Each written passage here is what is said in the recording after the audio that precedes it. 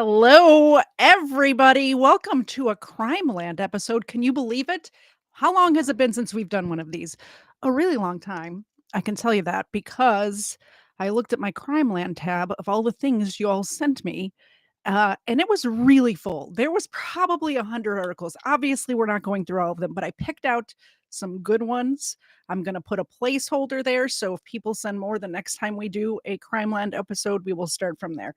Now, that's not to say I didn't do anything from the Crimeland folder because we did do that whole, that mom that left her kids at home for 5 years. I have an update on that, which is coming up. I did pull that from Crimeland.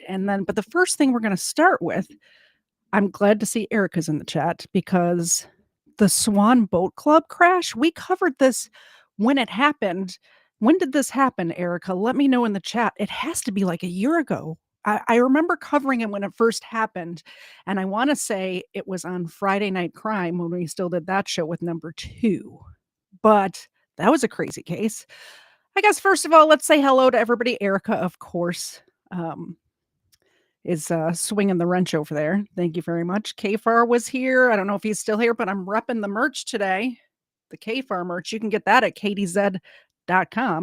The KFAR merch. You can also get my merch. And Zena. Hey, Zena, you're on the clock. Zena has merch of her own over there too. And of course, Ava's here too. If you guys like what I'm doing and want to support the show, I have some mini milk bones right here for these guys. So if you support the show, we'll give them those. News No Enemy, good to see you. Chris, always a pleasure.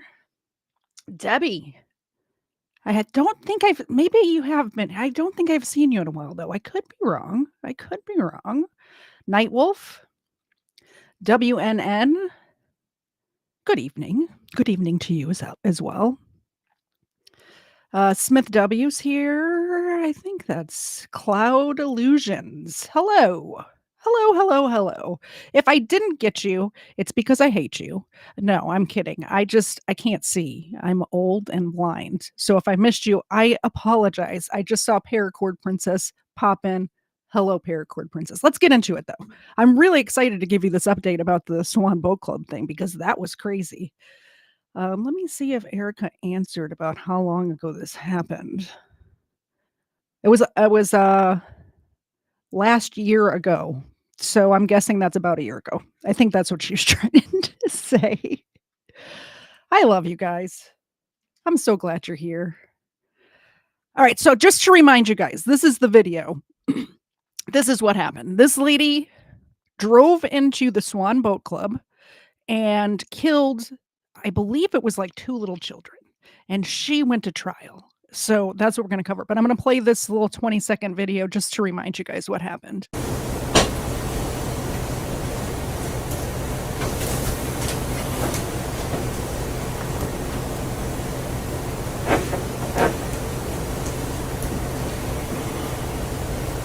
Crazy, right?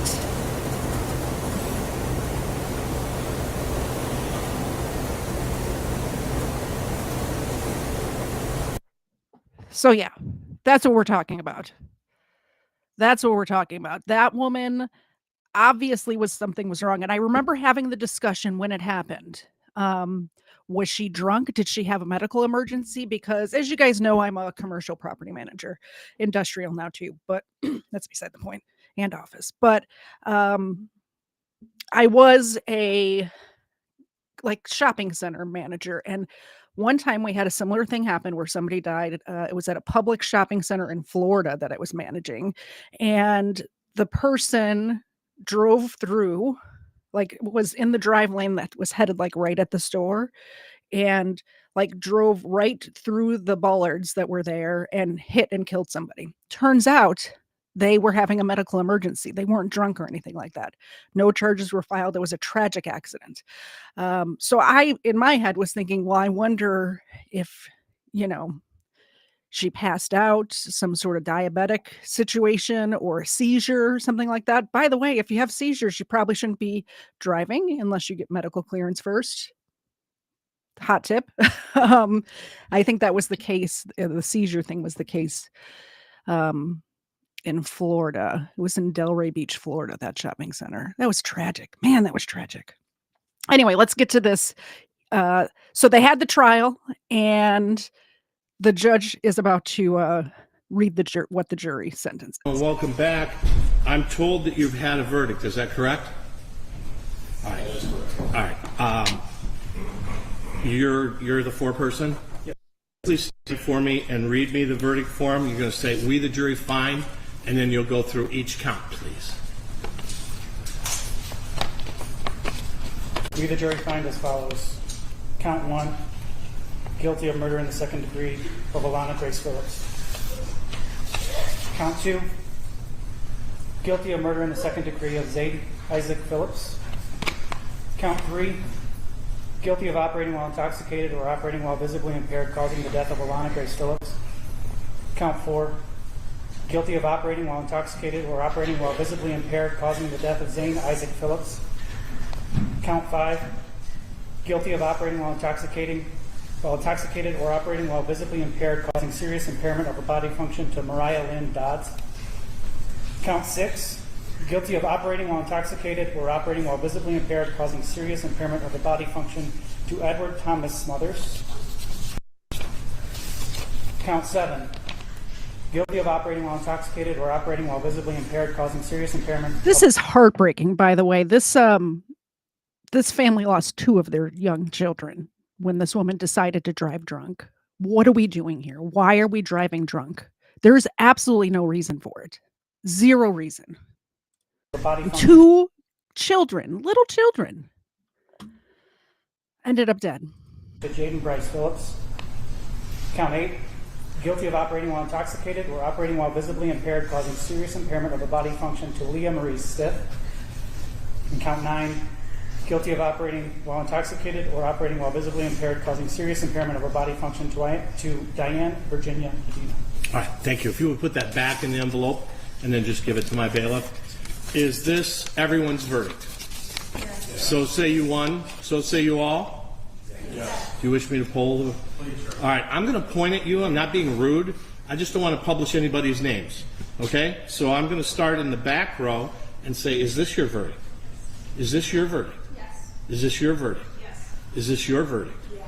Is this your verdict? Yes. Is this your verdict? Is this your verdict? Yes. I'm going to come all the way here. Is this your verdict? Yes. Is this your verdict? Yes. Is this your verdict, sir? Yes. Is this your verdict? Yes. And is this your verdict? Yes. All right, thank you. Ladies and gentlemen, I want to thank you for your hard work. I know that you worked hard all week. It's a long, exhaustive process. Takes it out of you physically. It takes you out emotionally. We really respect and appreciate your hard work. I'm going to ask for one more little favor. Yes, Parson, this was in Michigan, and we covered it when it first happened. And at the time that it happened, we didn't know if she was drunk or not. And I remember saying, I wonder if it was a medical emergency or if she was drunk. Turns out she was wasted. She killed little children, injured a whole bunch. You heard all the counts. Those are different injured people. People just enjoying their day. I believe it was like a children's birthday party or something. I should have had Erica up here for this because I know she was following this case closely, and probably has all the details in the back of her head. And if that is, you would go to the jury room and wait for me for a second so that I can come in and talk to you for just a second. Ms. Keene, would you come around here and join them as they go back into the jury room? All right, thank you. I'll talk to you in a second. You can come, yeah. Go ahead.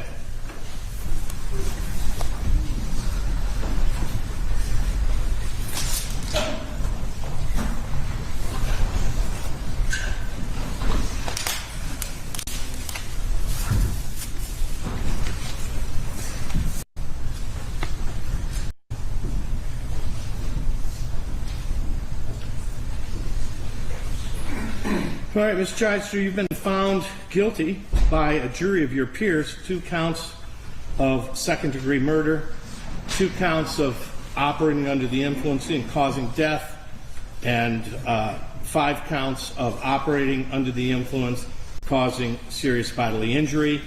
You are to be sentenced in these matters on May 15th at 3 p.m.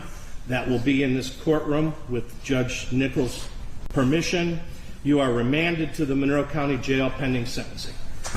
We are adjourned. And we will be doing an update when that sentencing happens for sure. Good to see you, Chicago Emerald.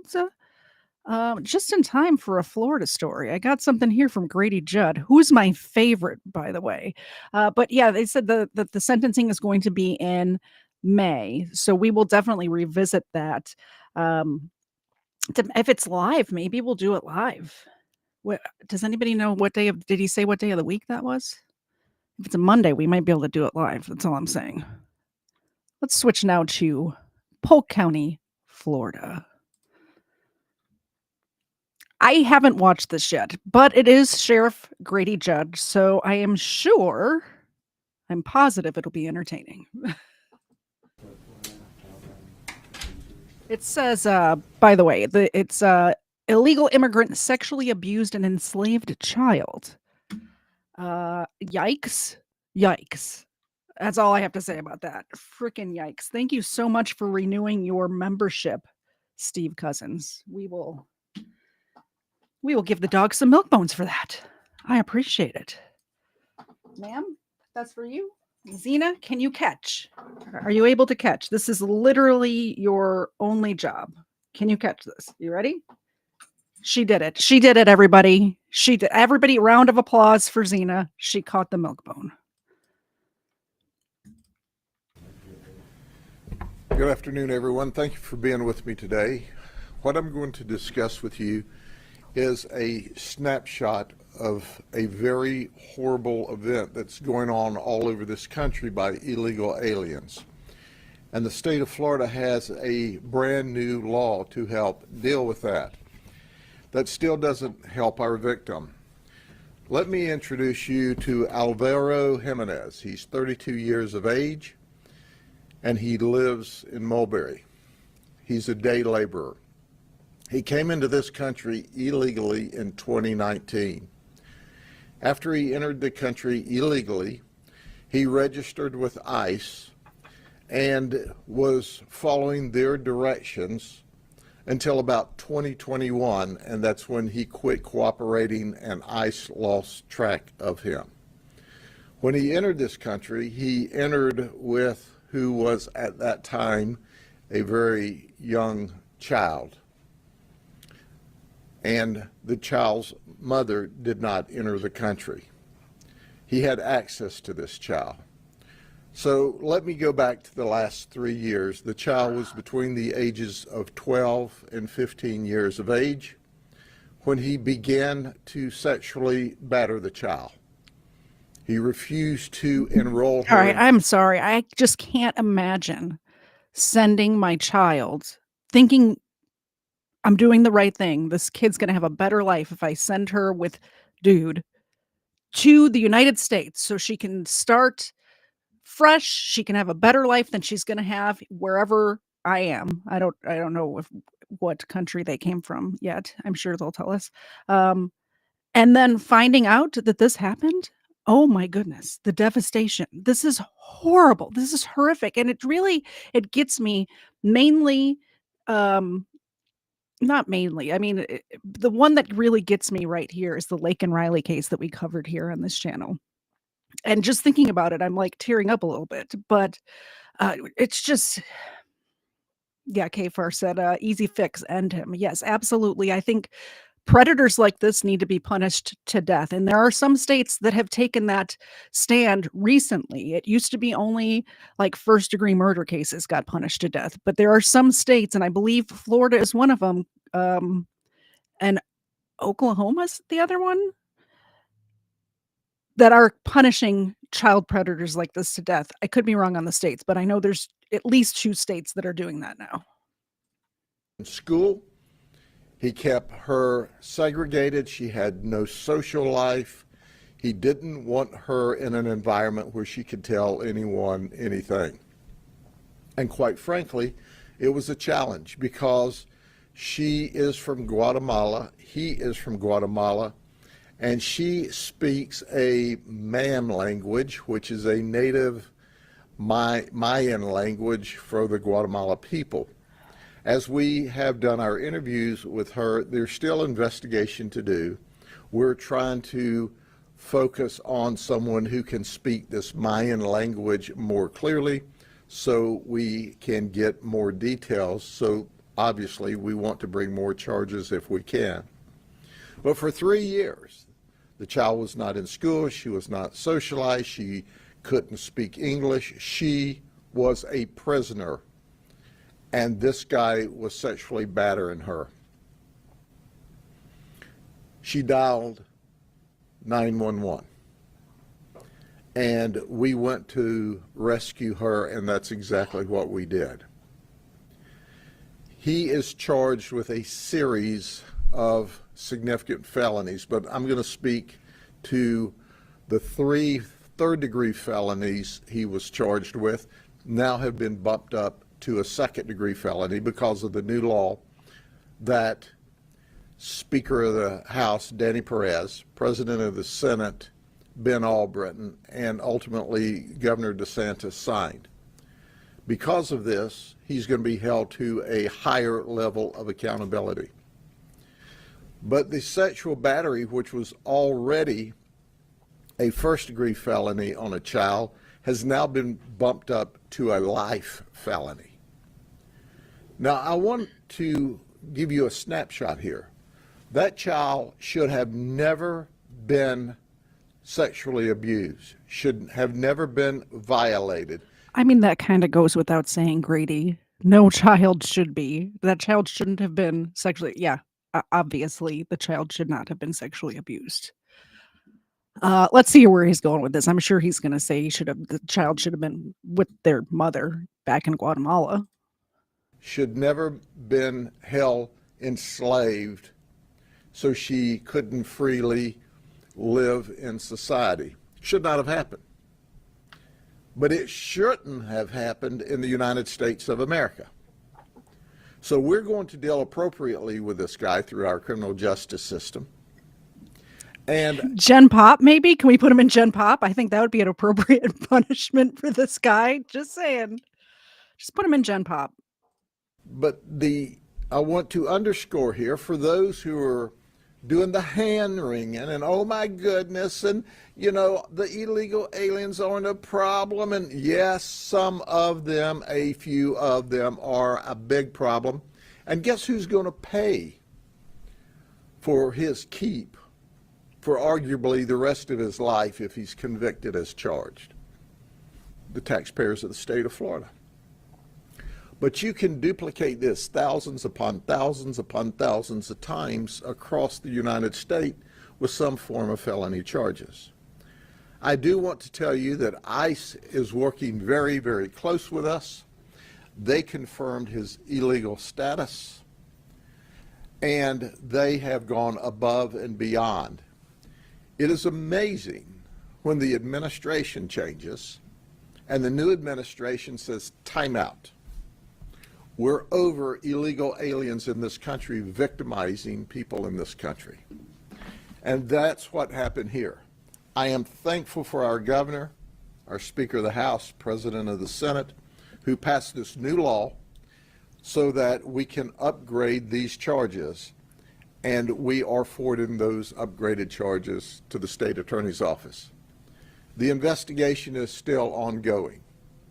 And there very well may be more criminal charges as this rolls out. Is there any questions? Sure. Did you say this is the first case in Polk County where you've upgraded charges like this? This is the first case in Polk County where we've upgraded the charges as a result of the very new law that passed. Maybe it's the new one in the state of Florida. I don't know, but I know it's the first in Polk County. Sheriff, how was the young girl related to this man? We did see he was facing incest charges. We do not discuss the relationship. That would be not only morally, ethically wrong, but it's legally wrong. He had access to this child, and the mother of the child was not here, is not in this country. But at the end of the day, he did have access to this child, which put him in a position to even receive more charges. How's the victim doing? The victim is physically all right. She is, as you can well understand, emotionally and mentally disturbed. We have her in DCF custody. We're working with her to make sure that we can find somebody that can adequately and appropriately communicate with her. This is, I don't call it a dialect, this is a different language. It's a language that is native to Guatemala, and it's not the normal type of Latino language or Spanish language that we see.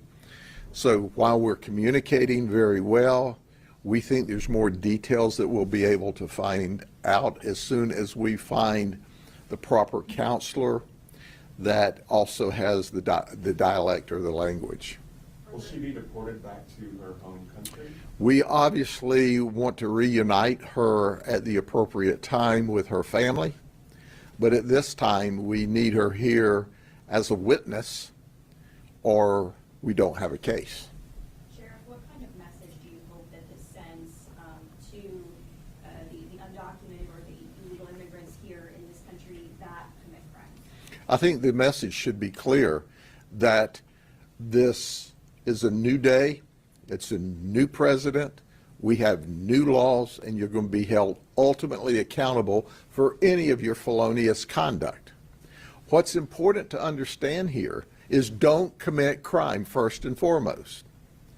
And get out, go southbound and down, self-deport. If you're a criminal in here, you're ultimately going to be locked up in our jail and prison system for even a longer amount of time than normal. But at the end of the day, we're going to hold you ultimately accountable. It's not like you're going to get arrested for this horrific crime and we're going to say, well, if you'll go back to Guatemala, you're free. That's not true. That's not true. We're going to make sure you pay for this horrific, horrendous criminal conduct here first, then we'll deport you. But the question is, if the federal government, if the administration had been doing what they should have done and not allowed these folks to pour across this border committing crime, then this wouldn't have occurred here. Hopefully it wouldn't have occurred anyplace. That's not, no. I disagree with Grady Judd here. It doesn't matter where, it doesn't matter what patch of land that this man was standing on. People like this are non-rehabilitatable. He would have done it if he was still in Guatemala. He would have done it in Florida. He would have done it in Canada. He would have done it in North Korea. No matter where he was, he would have done this to maybe not this child, some child. In my opinion, allegedly. Self-deport, is that one of the goals of this new legislation in your eyes? The goal of the new legislation is to hold criminals accountable. And if you come here illegally to commit crime, you're ultimately going to be held accountable. So my suggestion is if you're here committing crime, any crime, you need to go southbound and down. Get out of here before you get locked up for a very long time. That's our message. It should be crystal clear. But I can tell you right now, Alvaro Jimenez is going to prison upon his conviction here, probably for the rest of his life, at the cost to the local taxpayers, because the federal government didn't do their job and keep him out of here in the first place. Do you suspect any other victims of this suspect? We will be investigating to see if there are any other victims, absolutely. If you're capable of abusing one child sexually, you're capable of abusing other children sexually. Okay, any questions? Thank you. Have a good day. Man, that's horrible. That's a really sad story. I hope that they find the girl's mother whatever country she's in. I'm guessing she's still in Guatemala, but who knows? But I'm hoping that they are able to find the girl's mom and reunite them. Somebody in the chat, sorry, I don't remember who, said that they should bring the mother here while the trial is happening and then send them both back home, wherever home is. I think that might be a good idea. All right, next story. Ooh, that one choked me up a little bit. I thought, like, listening to those details, I thought I was going to have to change out this Celsius to an alcoholic beverage to get through it. I'm going to have to read with this one, so I have to get the reading glasses on because I'm an old lady. Teenager charged after allegedly boarding a plane with a shotgun in Australia. Before police arrived, the suspect was restrained by crew and passengers, including a former boxer, on the Sydney-bound plane carrying 150 people. How did he get this through security is what I want to know, A. And then B, I guess that's just A. Just A. How did he get it through? I guess they don't have TSA. I haven't flown internationally. When's the last time I flew internationally? In a long time. I guess the last time I flew internationally, went to Vancouver? I can't remember if there's, I know they don't have TSA, obviously, but I'm wondering if they have security like a TSA in other countries. I'm guessing not. If he was able to get a shotgun on the plane, right? A 17-year-old has been charged in Australia after he allegedly boarded a plane with a shotgun, police said Friday, with authorities praising several people, including a former boxer who quickly overpowered him. The suspect, who has not been publicly identified, was subdued Thursday afternoon by crew and passengers on a Sydney-bound Jetstar plane before police arrived at the Avalon Airport, about 35 miles southwest of Melbourne, Victoria, state police said in a statement.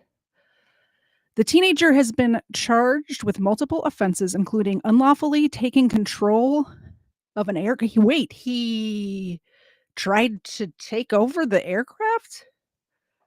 I'm sorry. I just thought he brought the gun on the plane. Okay, the teenager, let's find out what happened. The teenager has been charged with multiple offenses, including unlawfully taking control of an aircraft, orchestrating a bomb hoax, and possessing a firearm, police said. Adding, they had located 2 bags and a vehicle thought to belong to him. He was remanded in custody and will appear at a children's court at a later date. That's interesting. In the United States, if a 17-year-old did something like that, he would totally not be in children's court. He would be considered an adult. That's an adult crime. A video released by Australian broadcaster 7 News shows the teen being held in a chokehold at the front of the plane and then pushed to the ground by several people. Can we get this video? Oh, yes, we can. All right. Let's watch the video, guys. A chokehold in the galley. This is the moment a young man with a shotgun is stopped by a passenger and a Jetstar captain. Just passenger with a gun. The remarkable incident happening at Avalon Airport this afternoon. The plane was about to take off to Sydney. 7 News understands he may have climbed an airport fence. Passengers say he told staff he was a maintenance worker. We just boarded. He came on with 2 bags saying, he needed to do maintenance. That's when the flight crew started to get nervous because there wasn't anything planned. Then the pilot saw the shotgun, then leaped onto him. There was a guy next to us named Barry. He got him in a headlock, and then that's when I started recording. Daniel was sitting in seat 1B, front row, for a most unnerving takedown. He was dead silent. His eyes, there was no emotion in his eyes at all. He looked like, I want to say, almost fake. It was so scary, yeah. You can see the tool belt packed with equipment. It's I'd just like to say, if I was on this plane, I'd be just like this dude with my cell phone out recording. Immediately. Believed a knife was in there too. No one was hurt, but everyone was thankful for fast-acting crew and that one passenger. He was a saviour. The guy next to us, Barry, and the pilot saved us, 100%. Blake Johnson, 7 News.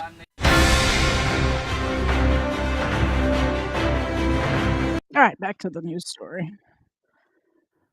Where was I? Oh, okay. So a video released by Australian broadcaster 7 News shows the teen being held in a chokehold at the front of the plane and then pushed to the ground by several people. Police said there were no injuries on the flight, which was carrying about 150 people and was subsequently canceled. Barry Clark, thank you, Barry Clark, one of the passengers who subdued the teen, said he had posed as a maintenance worker, but became agitated when questioned by a flight attendant at the entrance of the plane. I looked up, and then within a second, I saw the barrel of a shotgun. Clark told News 10 in an interview, when I saw the complete gun, I said, "We're in trouble here." Clark saw the gun, moved towards the flight attendant's chest, and decided to do something. He said, "It's all happening in a matter of seconds." Clark, a former professional boxer and a sheep shearer, said he sneaked up behind the teen and then pushed the gun and the flight attendant apart to keep her from being hit if the gun went off. Then I proceeded to do what I had to do and just put him in a bit of a lock. I got his hand and twisted it and put it up in his back, threw him to the floor, and then put my knee in his back. I held him in position where he couldn't get out, Clark said. Wow. So yeah, it sounds like, or it says, he just skipped the security altogether and hopped a fence. Crazy. Can you just hop a fence in an airport? Like, isn't there barbed wire? I think maybe the security here in the United States is way more than other places just because we had that whole, 9/11 thing that happened. So airport security is like high up there on a list of things that Americans are a little more worried about than maybe some other places. I'm not sure. I can tell most of my articles are from the Michigan area, which means a lot of my audience is from the Michigan area. I don't even know what this is. I guess we're about to find out. As we come to you, a dramatic bond reduction for a mother. Okay, I remember what this is. This is the update for that case that I had a whole show about, that woman who left her kids inside the house for 5 years and just let her kids. She would send like grocery orders and stuff to keep them alive, but no supervision. The house was a mess inside. I have another article after this one that's a person talking about what the inside of the house was like. They had no idea, the kids had no idea how to take care of themselves at all. Some of the kids were sleeping on pizza boxes because they didn't have a bed. Insane. It's a couple episodes back if you want to see the whole 2 hours about it or however long it was. Accused of abandoning her children for nearly 5 years. An Oakland County judge initially set bond at $250 million cash.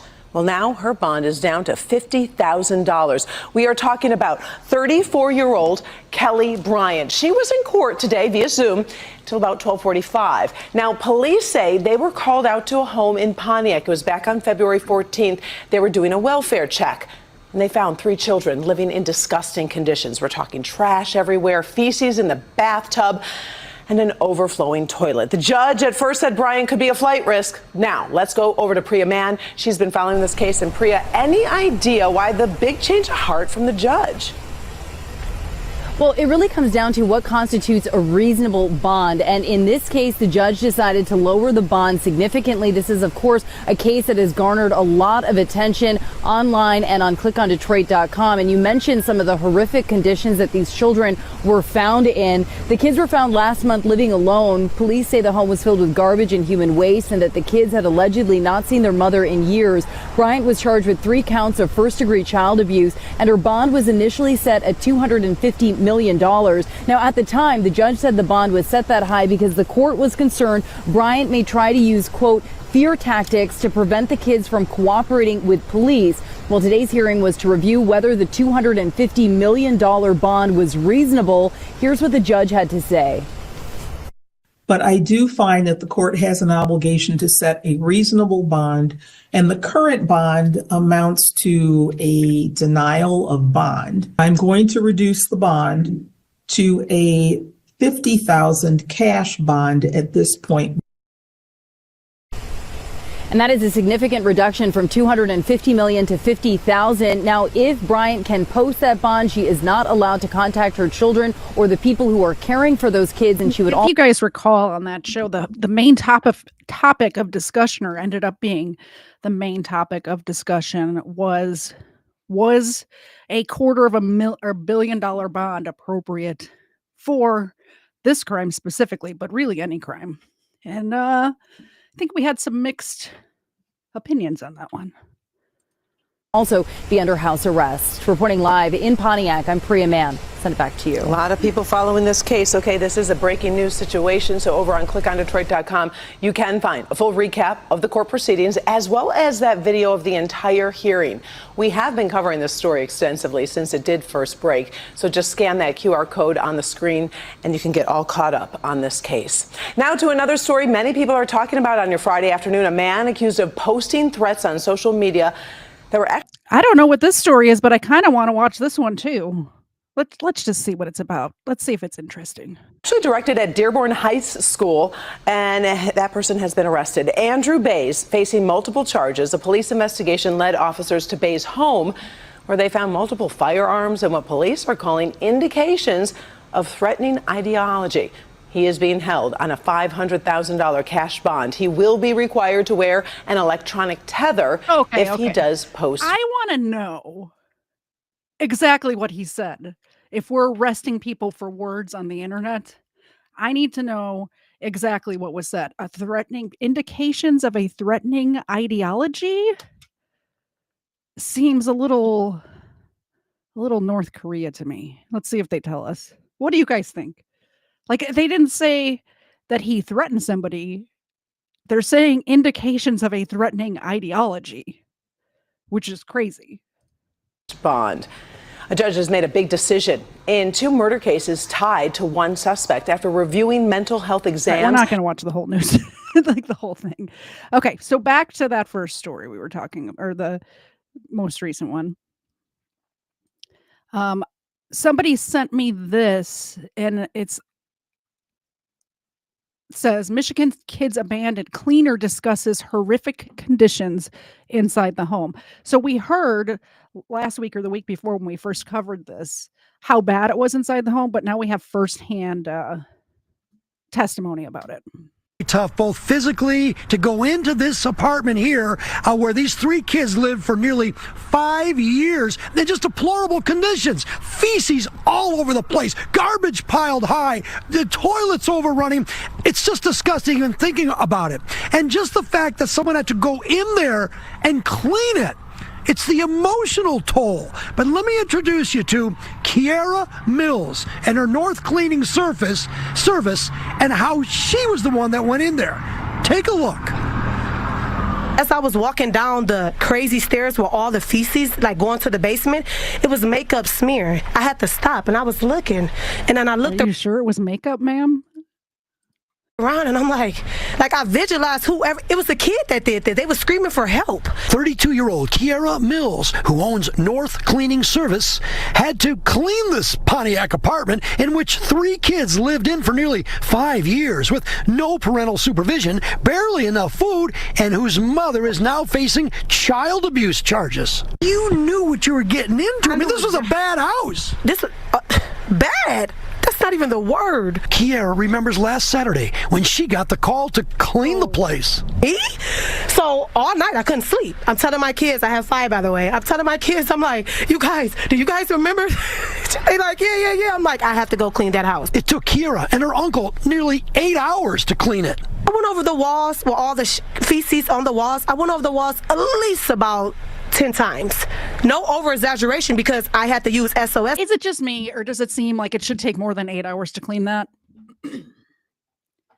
In my opinion, I think a house that bad would probably take, well, there's 2 people, so 16 hours.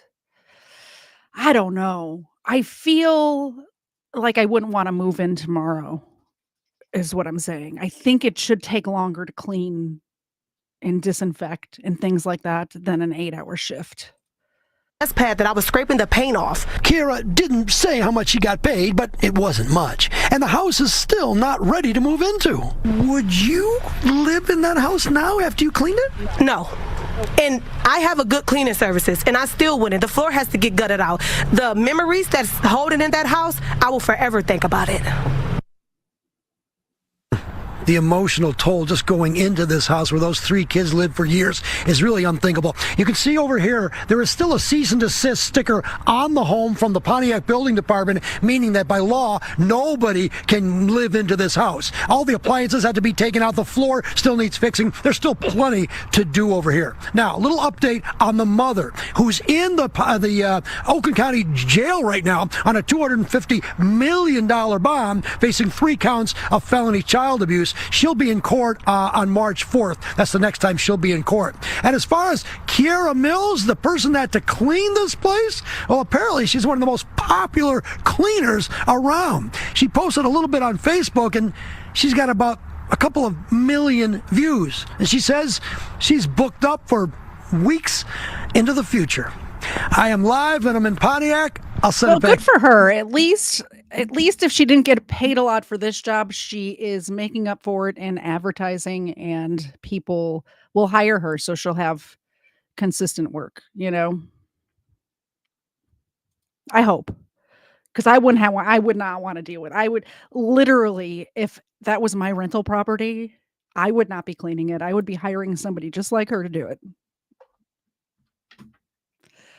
Oh, man. Let's see. So, by the way, that poll that I ended, which was should child sexual predators be punished to death? 96% of you said yes, which I was actually surprised about, because the last time I did a poll that had to do with the death penalty, about 20% of you said no, like we're in disagreement of the death penalty. And then I did a follow-up to ask if you were just the people who answered no, like, are you just not in favor of the death penalty at all? And it was that, I think that's the reason. I forget which case that was. But I remember thinking, well, if not this case, which case? And I think the people that answered no just would never want the death penalty for anyone. But not for child sexual predators. You guys are all for it, which yeah, me too. All right, veterinarian charged with stealing dog of a homeless Grand Rapids man. Can we talk about stealing dogs for a minute? KFAR covered a case recently about a guy who stole the man's dog, killed him over it, actually. And if anybody came here, Zena, look alive. Zena, you're at work. There she is. Hi. If anybody came here to steal my dogs, look at them. I sincerely hope that they steal this one, not that one, because they'll get this one, this terrorist right here, and they'll want to give her back immediately. That's all I'm saying. Started in early November when a veterinarian from the Frankenmuth area was in Grand Rapids for a conference. She says she stopped at this Bigby on Eastern near 28th to grab a cup of coffee and spotted a pit bull mix tied up to a truck behind the business next door. There's no food, no water, no shelter, nobody's nearby. It was a warmer than average early November day with a high of 59, but Dr. Amanda Hergenreiter still thought the dog looked cold. This dog right here looks like he's well fed. Yeah. They said it was a warmer than normal day. So he's not freezing. There's not snow on the ground. I could see seeing this dog and taking him to a local shelter, not stealing the dog, like, and just taking it away. Like, that's crazy to me. Thank you so much for the gifted membership that went to our vault. He'll appreciate that. Speaking of pit bulls, there's one. Actually, she's a staffy. This one is part pit bull. What's funny is Xena kind of looks like she could be pit bull. She's not. This one doesn't look like she's pit bull at all. And according to the DNA tests, is. Xena's mostly Staffordshire Terrier. Can you catch again? She caught 2 in a row. 2 in a row. Good job, Xena. Very good. Cold and perhaps abandoned.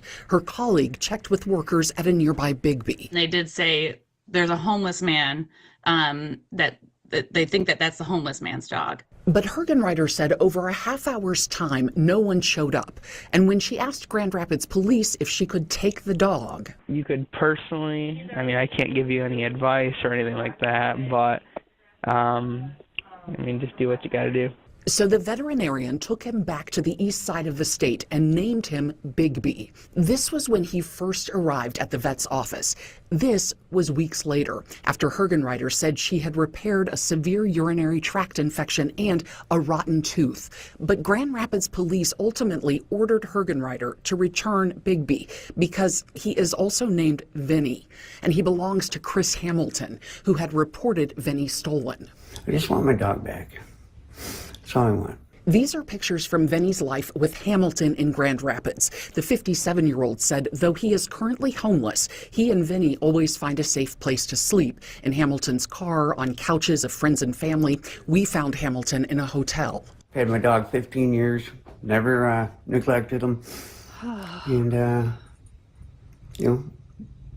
we loved each other. I mean, I felt like the lost part of my body after that.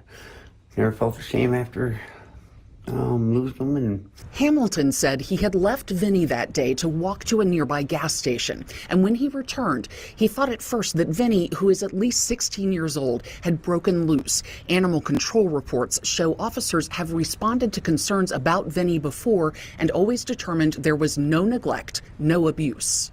the point is she came on private property and stole my dog. He says you stole his dog, period. What do you say? I say, if you can't provide basic rights to a dog, there's no stealing. That was a First of all, ma'am, dogs don't have rights. First of all, you can't provide rights to it. No. I agree that he should have taken the dog to the vet. Let's be honest. But if he's had the dog for 15 years and there's never been any sort of abuse or neglect or anything like that, she stole that dog. Now, if she wants to do him cares so much about the dog and wants to do the medical treatment and give him back, that's one thing. But you can't just take somebody's dog. You just can't.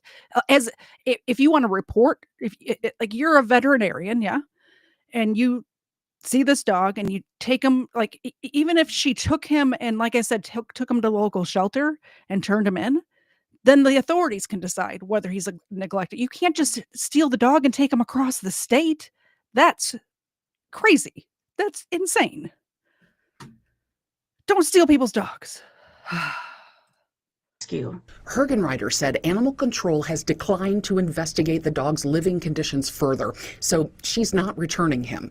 A standoff that's prompted Kent County's prosecutor to file a larceny charge against Hergenreiter. You don't have a right to just take something because you feel something's wrong. Hergenreiter is set to go to trial March 6th. Larceny under $200 is a misdemeanor that carries up to 93 days in jail. What will happen to the dog? That remains unclear. In Grand Rapids, I'm Target 8 investigator Susan Samples. I hope that this dog is 16 years old, at least. They said at least 16. I hope that this man gets his dog back before the dog dies of old age. To be honest, it's heartbreaking to lose a pet, and to lose a pet like this, where he's alive and well somewhere and you can't get to him. That's horrible. That woman's horrible. I don't like her. Let me know in the chat if I'm wrong. But yeah, like Colonel Angus, dogs are property. It doesn't matter how much you feel like you need to save them or what. They're property. And that dog is that man's property. You can't just take it. Oh, man. Yeah, give him back to his owner. Exactly.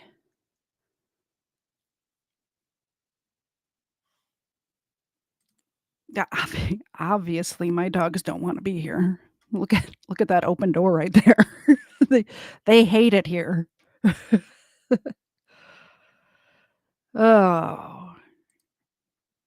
Yeah, I could see if she reported it to the local ASPCA or whatever the local authority is over animals there. But you can't just take the dog across the state, man.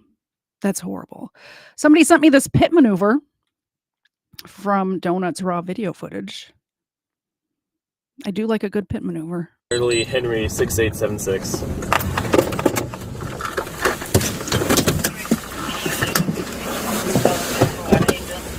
Reverse lights. Hey, radio standby. You went left on Dotson? 2619 Dotson. 2619 Dotson.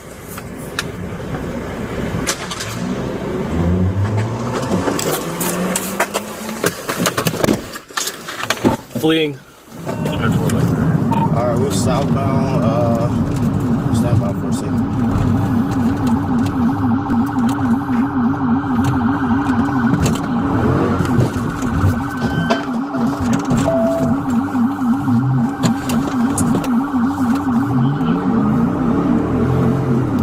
Take your southbound middle. Radio attempted pit. We're still southbound. Okay, we're going to be in front of the Georgia International Convention Center. Show them name. 16 off caller. 16 off caller. Show them name. 16 off caller. 16 off caller. I think we watched this one on Booze and Body Cams already. Did somebody put it in the Booze and Body Cams tab and in the Crimeland tab?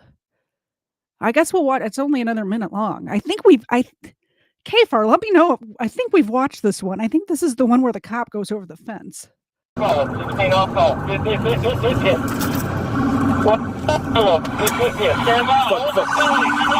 Yeah, we saw this one. Do not rush. Get the ground! Get the ground right now! Here! I got driver! I got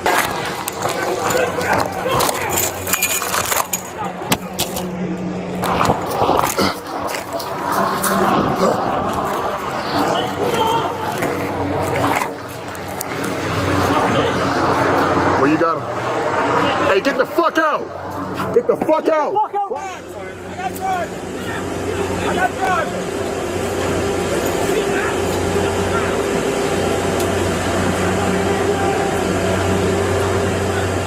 Yeah, Kfar and I watched this one before. I'm sorry, you guys. I don't pre-screen the Crimeland stuff, so it's just all new to me. It's like real reactions over here. So yeah, we did watch that one before, but Kfar did make a good point when we watched it before. This cop here that went over the fence. There's a cop that goes over this part of the fence right here. Yeah, that's the move. Go over the broken fence. Teens accused of killing stepfather for what he allegedly did to their sister. I don't know what he allegedly did to their sister. I can only imagine. And I have a feeling I might be on the teens' side. Let's watch. What does this first? He was a Okay, that video has nothing to do with the headline, so we'll read. Hold on, I need my old lady reading glasses. McAllen, Texas. 2 South Texas teen brothers have been arrested for beating their stepfather to death after he allegedly sexually abused their half-sister. Yeah, that's what you get. Alejandro and Christian Trevino, along with a friend, Juan Melendez, 18, all 18, are accused of beating Gabriel Quintanilla, age 42, and leaving him to die in a field in McAllen, where his body was discovered by a farmer. Multiple media reports say Quintanilla's body was found with an apparent severe blunt force trauma to his head after McAllen Police Department handed the investigation over to Farr Police Department. Farr Police Chief Andy Harvey Jr. told Fox News that the department is working up an updated press release. And a city spokeswoman said a possible press conference is in the works. There seems to be some misinformation out there on this case, Harvey said via email. In a previous news release, Farr Police said a child made an outcry in an RV park. Police later revealed that the child is Quintanilla's 9-year-old daughter.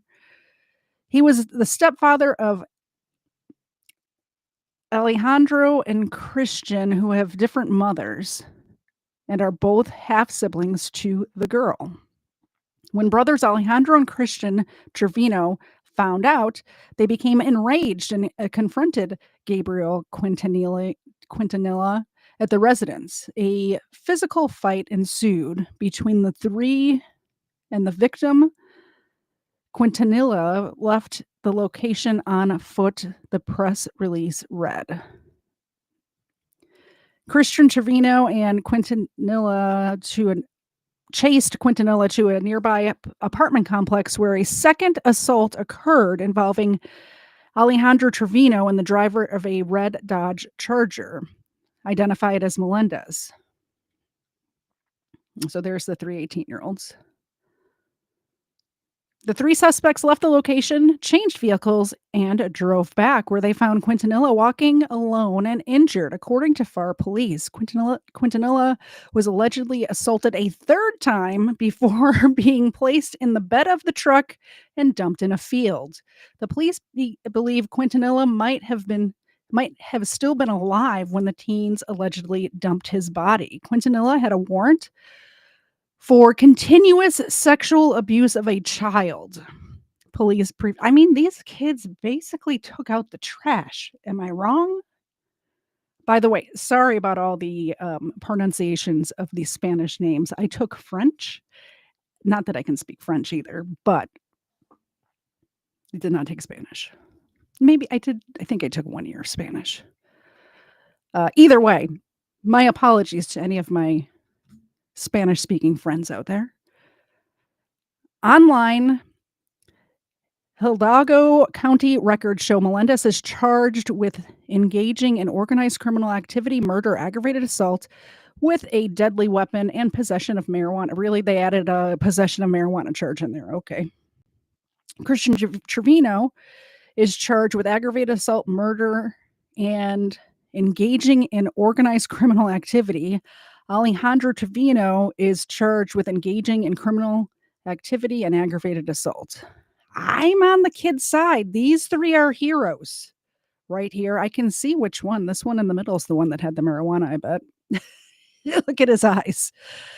Anyway, sorry, I shouldn't make jokes about this story, but heroes or no? Let me do a poll. Let's do a poll in the chat. Start a poll.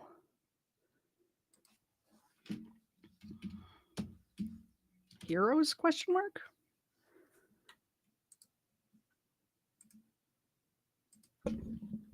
Y'all let me know.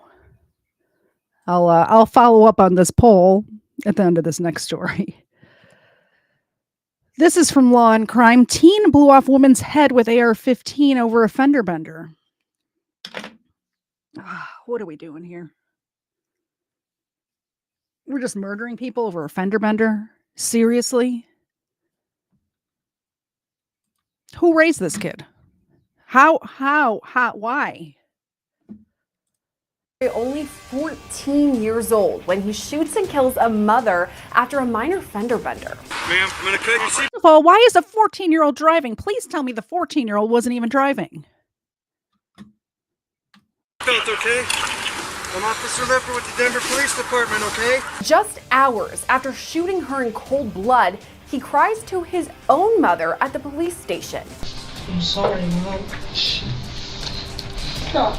Today's case takes us to Denver, Colorado, where on February 20th, 2021, 32-year-old Pamela Cabriales was on her way home from dinner with a friend. According to local TV station KUSA, Pamela's family says she was extremely giving, passionate, and loving.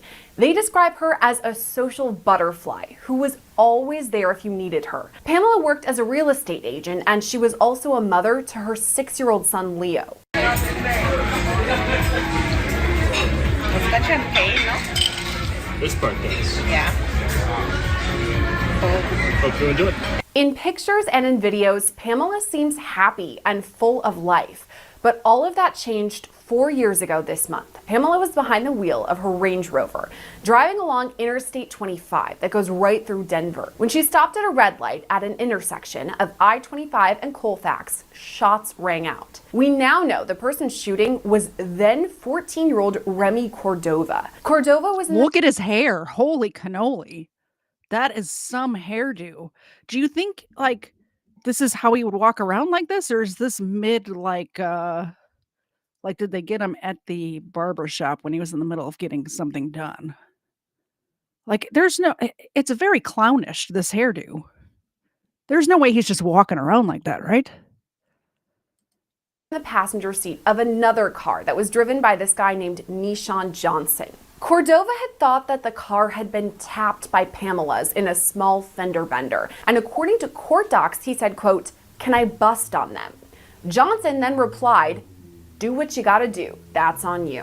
According to KUSA, Cordova got out of the car with an AR-15 and fired 15 to 20 shots into Pamela's Range Rover. Witnesses on the scene say at first they didn't even know what was happening. Then I heard pop, pop, pop, pop, pop. And So at first it didn't. 15 to 20 shots for a fender bender that he wasn't even sure if they were hit. So it must have been very minor. Like, if she did hit him or his friend's car, it's not like she hit the gas and like ran into him. It's like she took her foot off the brake and rolled into him, possibly, if that even happened. If in a big if that even happened.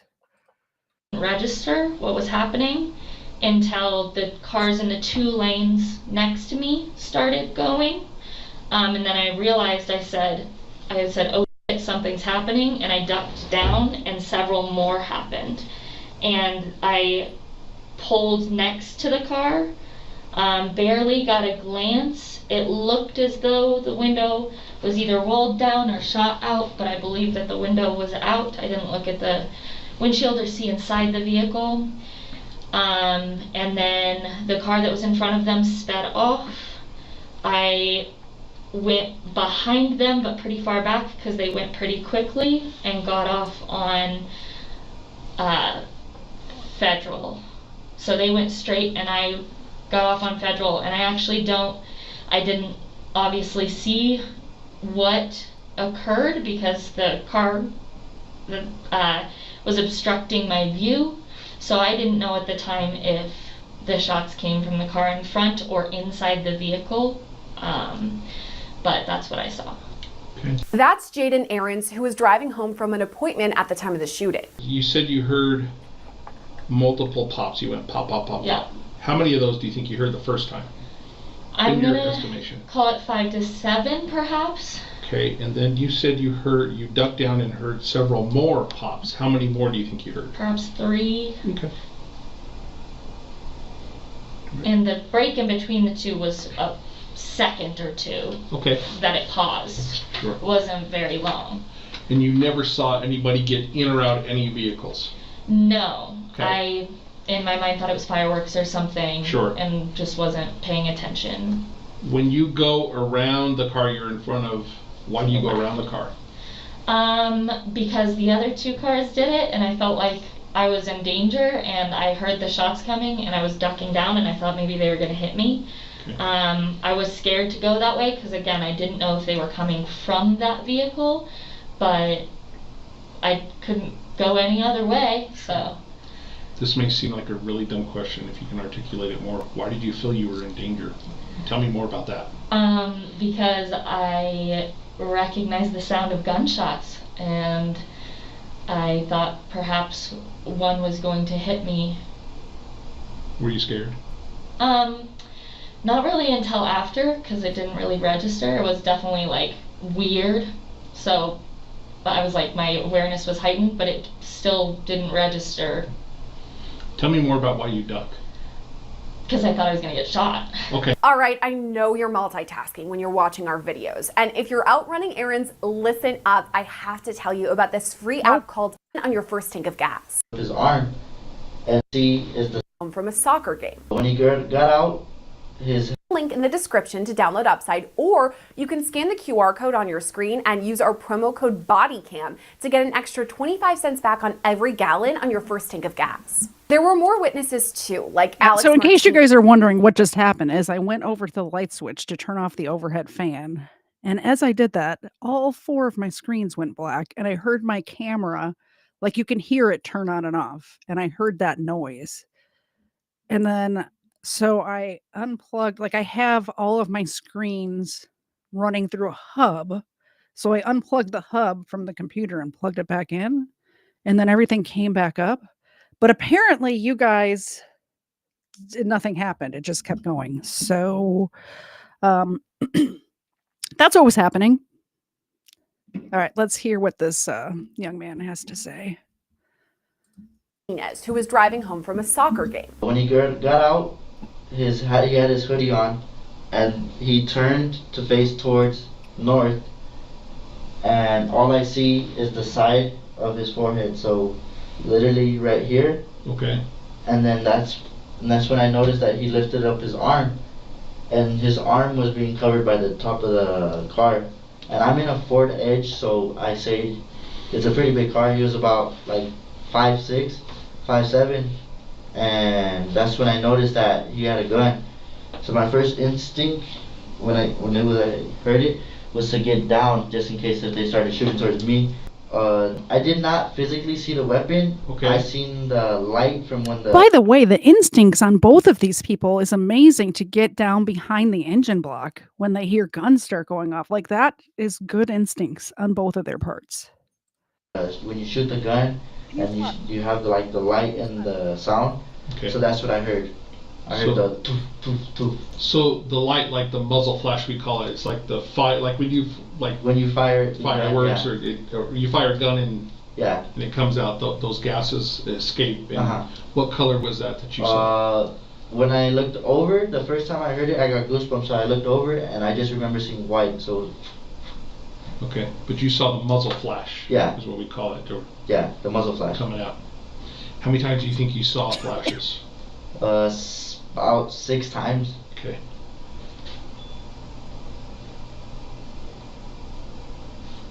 Did you hear the person that got out from the right front passenger seat of that car? Did you hear him say anything? No. Did you hear them yell anything?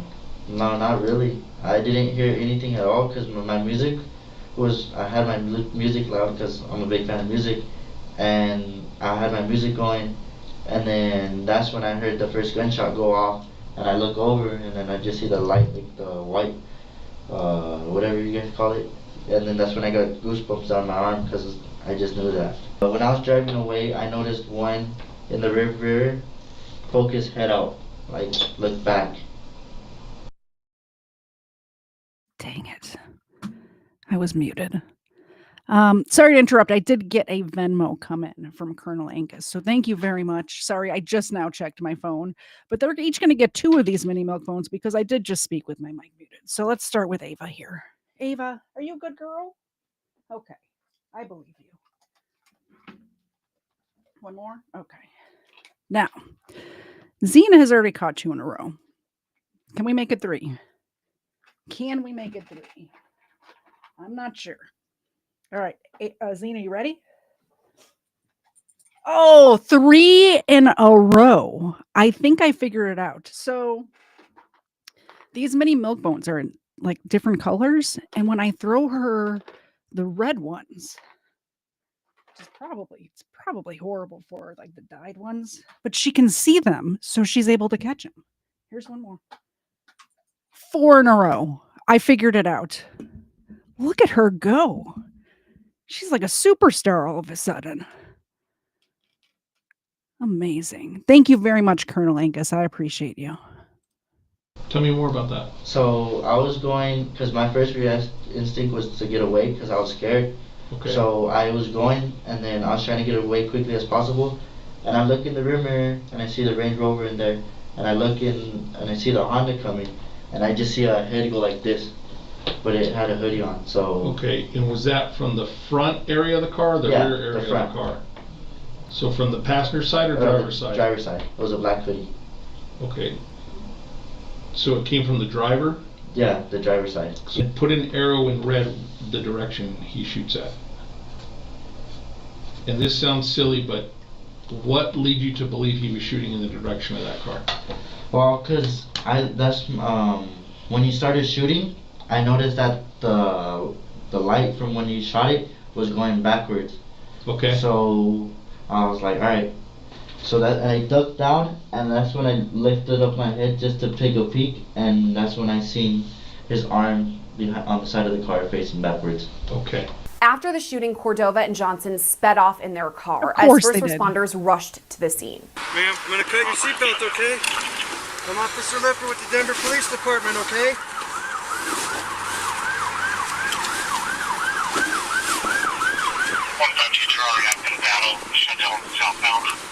Here's the scene from another perspective.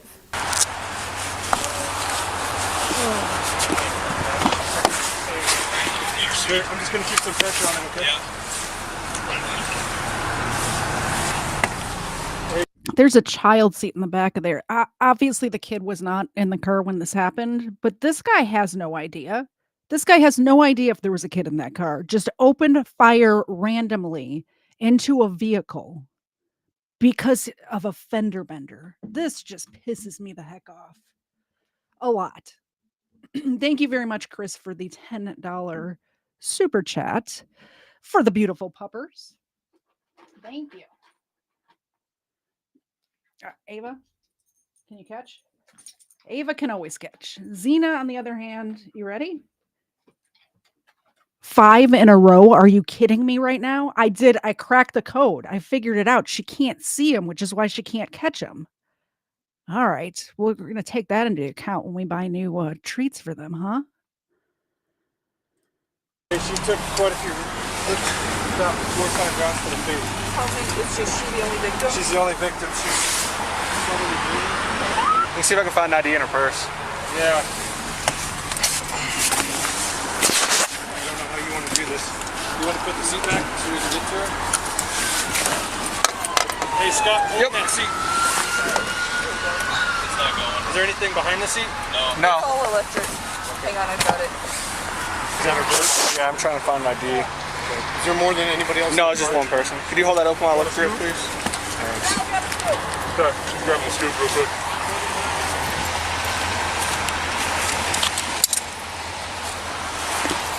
Check in this pocket. 160, yeah. I got 7 gunshots to the front and 3 exit to the back. Nothing.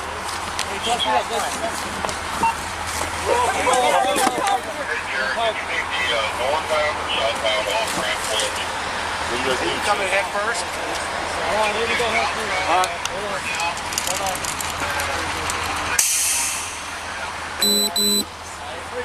Get the head out towards the cap. Head toward me. Here.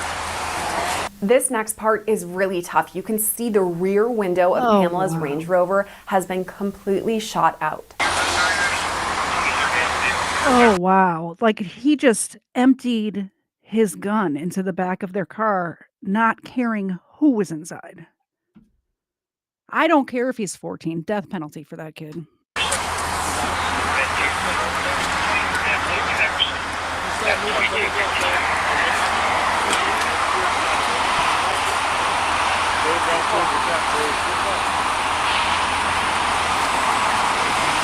I counted 8 shots. 8? Yeah, there's one right above the left windshield wiper. So that's 2 out of, like right there. The license plate, that's probably hers. That's the same one as on the back. Okay, that's probably hers. Another angle shows Pamela being loaded into an ambulance. Now, we won't show that part because it is graphic, Thank you. but here are the moments leading up to it. Nothing. Hey Jared, did you need the northbound or southbound off-ramp closed? You coming head first? Let's do southbound for now. Hopefully everybody going north will figure it out. Copy, 1,000. We'll get a couple of these. I'm going to take a couple fires. Do you guys need an extra set of hands for anything? Yes. Just say when. Out of the DHMC1, we're gonna have one coming down and 163 Baker's gonna follow. Yep, are you ready? Do you know how this happened? No, other than somebody called in, said gunshots fired between two cars. I wasn't able to get a description of the other vehicle. Okay, here she comes. Even though Pamela was rushed to the hospital, she died several days later. Meanwhile, investigators were still working to track down the suspects involved in her shooting. The next day, a Denver police officer spotted a car wanted from a separate incident. There had been this gang shooting at a McDonald's where multiple shots were fired. And at the time, the cop didn't realize this car was also involved in Pamela's shooting. But they did know the people inside needed to be questioned. This led to a small chase, and it's something Nishan Johnson talked about during his police interview. We're driving, and we get to the light. Police was on the side. They get to the side, the back of us. They get behind us. I take a right, they drive. Take a left, they keep following. And then I try to take another right, but the ice was too slippery. So I hit the curb, and that's when they turned the lights on us. Tell me more about the conversation in the car. Who notices the police either on the side of you or behind you? I mean, we all did, to be honest, because when you're looking at when you at the stop sign, you're gonna look out your window. Okay. And then when I looked out the window, I seen the police pull up. What is the conversation in the car? Really wasn't no conversation in the car, but they could go. I'm sorry? I said it wasn't no conversation in no car, but go. But go? Yes. Why was that? I don't know. Okay. Earlier you told me because you didn't have a license. Yeah, like I don't know. I don't have no license, but that's what they was telling me. You said what was the conversation? Okay. You feel me? You said what conversation did we have while the police was behind us? And who was telling you to go? Little bro. He was like, bro, just go. You feel me? I mean, don't have no license. Okay. You feel me? Not finna pull off. Did little bro say he was hot? Nah. Did he say? Like, nigga, go. Okay. You know how nowadays this young generation gonna run from the police or do anything from the police now. You feel me? So. So you listened to him. So you listened to him and you went. That's how it was. You feel me? Because after they turned on their lights, everybody started panicking. Tell me how they panicked. How did you know they panicked, Nishan? Cause you know when the police get behind you sometimes and you know you ain't do nothing. Like me, when I know I ain't do nothing wrong, I wasn't really panicking. But what made me really panic was because they was all going like, bro, come on, bro, go. And I don't have a license. I was like, bro, that ain't true. God, I ain't stopping. Fuck it, come on. And I hit the car and everything. You feel me? So it was like everything would happen so quick. And when he was like, go, bro, go, I was like, all right, fuck it. I don't have no license, none of that, come on. Police eventually tracked Johnson down to a shed where he was hiding, and that's where they found some incriminating evidence. You know why I'm asking all these questions? The only reason he ran is because he was driving without a license. Give me a break. Your boy just shot up an SUV. That had nothing to do with it? Really? Because the we were found in, those shell casings match at our murder scene. Can you explain that to me? And you said nobody's in the shed with you. Okay? You're in there by yourself. But the same caliber shell casing that's in the shed where you're at is the same caliber at our murder scene. Can you explain that to me if nobody handed you anything? No, nobody handed me nothing. Okay, so how did that end up in the shed with you? Mm-hmm. Oh, I ain't gonna cut it. I don't know. Okay? So I'm asking you, this is your chance to be honest, okay? And I'm not saying you're not, so please don't be offended by that. Mm-hmm. Okay, but I don't know is not gonna cut it. As I told you before when we first started, it's a homicide investigation. I told you you're not free to leave. Not that I want this guy to get away with anything, but there's only so many calibers of bullets that it could have been. Like, I don't know. First of all, he shouldn't be talking to the police at all. Let's be honest. But I mean, there's common rounds and then there's uncommon rounds. This is a common round. Do you remember that? Mm-hmm. Okay. If you were there for something or somebody asked you to hold on to something, I need to know. Okay? And not just for myself, but for yourself. You got a kid, right? 2. You want to see those kids grow up? Yes. Do you want to be able to hold them and not be behind glass when you see them? Or do you want them to come and visit you during yard time? Again, I'm not threatening you, I'm not upset with you, but I'm telling you, this is the road we're going down. You're digging yourself a hole here, so if you have something, you know something, Nishan, now's the time to tell me. Okay, you tell me you were by yourself when you ran. Nobody else was in that shed. I asked you several times that question. You're adamant nobody was. Okay? So it's one of two things. Either you were there at that murder scene, or somebody gave you something to hold on to. So now's your chance to help yourself. Don't dig yourself a hole. You got one foot in this hole right now, Nishan. Okay? Investigators spoke with Johnson for more than 5 hours on multiple occasions, and honestly, they didn't get very much, but they got even less info from Remy Cordova. I'm going to advise you of your rights, and then I'm going to leave the room, and you two need to talk about whether or not you want to talk about this investigation or not. Okay? You okay, ma'am? Well, her son just murdered somebody, so I don't think she's okay. She's not okay. Mom, what are you doing? Stop. The woman next to Cordova in this video is his mom, because remember, he's only 14 years old at the time. As a detective walks back in, you can hear Cordova apologize to his mother. I'm sorry. Okay, it's still February 21st, 2021. According to that clock, it's now 10:05 p.m.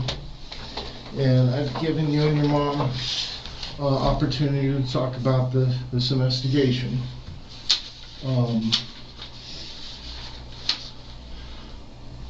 Let me ask you, did you understand the rights as they have been explained to you? Yes, sir.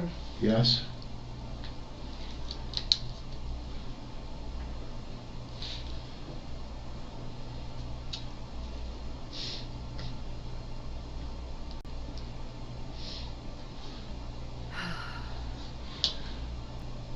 Do you have any conflict with your mom that would prevent her from providing you with guidance and advice about your rights? No? With these rights in mind, are you willing to talk to us about this investigation? No, sir. No? No.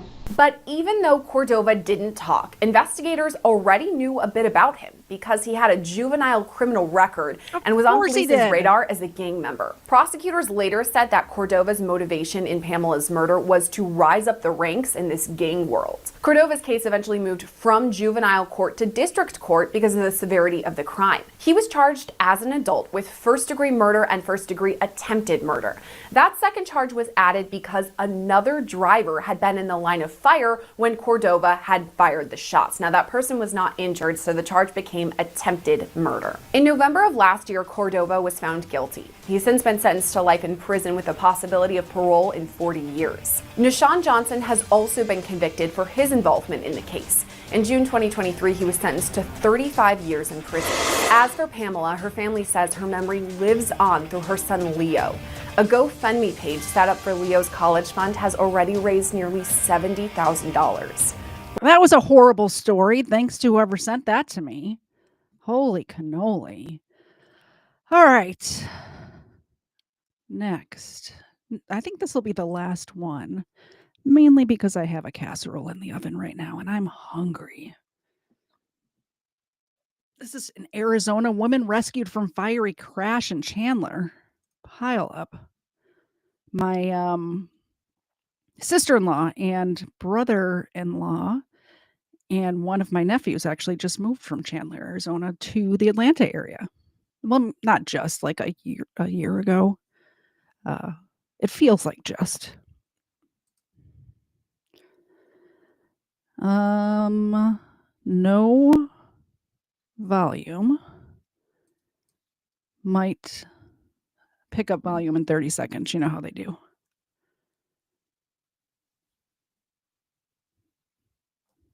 Oh, wow. Yep, that car is definitely on fire. Holy cannoli.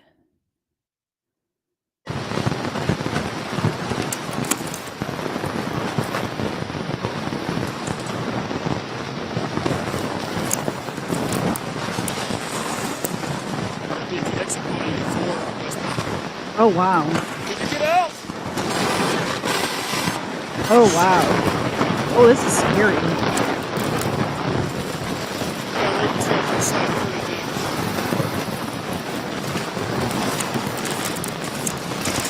Here, get out of the way, get out of the way.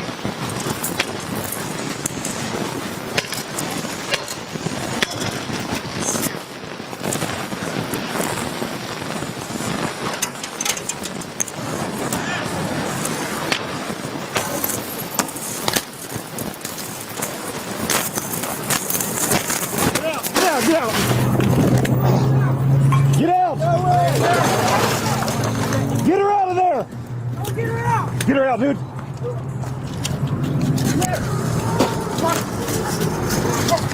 Get her out! Anybody else in there? Anybody else in there? Get back from the truck! Get back! Yeah, it's gonna blow up. Everybody get away. Hold that.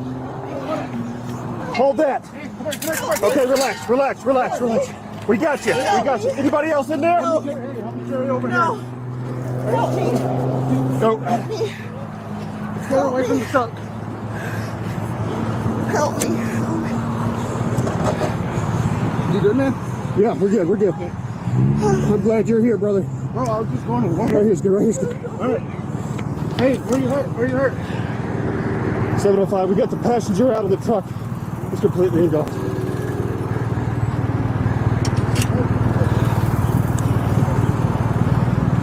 No, we got the sole occupant out. Holy cannoli, that was crazy. That was a crazy video. I'm so glad they got her out, right? That could have been bad. I don't understand those people that were driving along the side. I would not even want to drive past that because you never know what's gonna, like, there's a gas tank and stuff, right? It could blow up at any moment. Oh, so that's it. That's the show. I hope you guys enjoyed this Crimeland episode. I did. Thank you so much for sending me so many good stories to cover, y'all. Keep them coming. And I'm actually going to I'll put the link. If you guys want to join the Discord to send stories, you can definitely do that.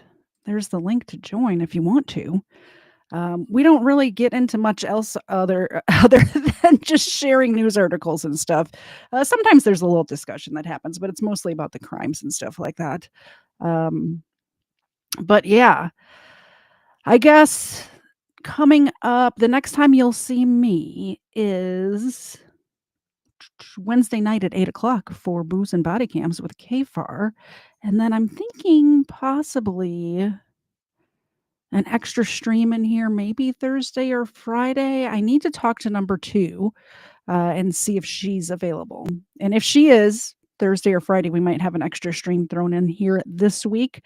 Other than that, so Wednesday at 8:00, and then I'll see you guys back here next Sunday at 4:30. I hope you guys have a wonderful evening, and I will see you guys next time. Bye, guys.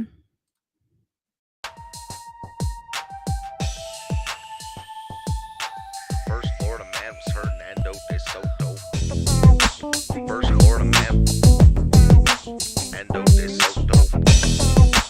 First Florida man was Hernando de Soto. Won't you so loco? Show off your photos, throw out your Twinkies, throw up your ho-hos, tuck in them pinkies. Them shits a no-no. The first Florida man was Hernando de Soto. Brought to my attention by the man with the mojo. My 8 subscriber, I'm a fagoso. Jump in them sinkies and dump them mimosos. The first Florida man was Hernando de Soto.